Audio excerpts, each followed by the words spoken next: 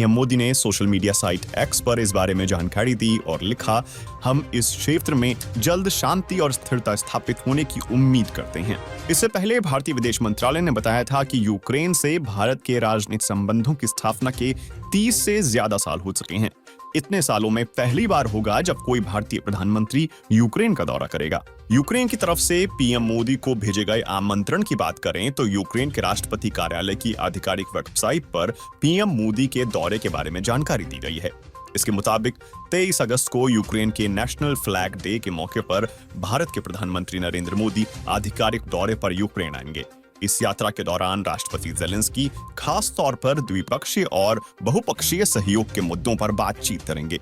दोनों देशों के बीच कई समझौतों पर भी हस्ताक्षर होने की संभावना है। रूस यूक्रेन युद्ध छिड़ने के बाद पीएम मोदी यूक्रेन के राष्ट्रपति वोलोडिमिर ज़ेलेंस्की से इटली और जर्मनी में G7 सम्मेलन के इतर मुलाकात कर चुके हैं। अब पीएम मोदी के यूक्रेन जाने की योजना पर कई लोगों की तीखी प्रतिक्रिया सामने आ रही है। रक्षा विशेषज्ञ ब्रह्मचेलानी ने एक्स पर लिखा है कि इस समय मोदी की यूक्रेन यात्रा बहुत बुरी साबित हो सकती है। यूक्रेन की घुसपैठ के बाद रूस उस पर बड़े हमले की तैयारी कर रहा है। अमेरिका की यहां युद्ध विराम में कोई दिलचस्पी नहीं है। इससे पहले पीएम मोदी ने जुलाई महीने में रूस का दौरा किया था। तब राष्ट्रपति पुतिन के साथ पीएम मोदी की मुलाकात पर यूक्रेन के राष्ट्रपति ने सवाल खड़े किए थे। उन्होंने कहा था कि उन्हें इससे भारी निराशा हुई है। पीएम मोदी के यूक्रेन दौरे को कई हलकों में पश्चिमी देशों का दबाव भी बताया जा रहा है। अंतर्राष्ट्रीय मामलों के जानकार और जेएनयू के प्रोफेसर स्वर्ण सिंह ने एक निजी समाचार चैनल में कहा कि जब प्रधानमंत्री मोदी ने रूस की यात्रा की थी तभी से यह लग रहा था कि वो जल्द ही यूक्रेन का दौरा भी करेंगे।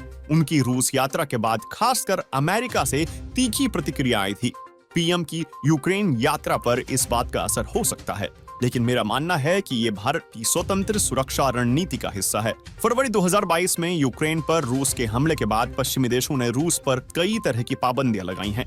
हालांकि भारत और चीन जैसे देशों का रूस से व्यापार लगातार जारी है। भारत ने रूस को सीधे तौर पर इस युद्ध के लिए कसूरवार ठहराने से परहेज किया है।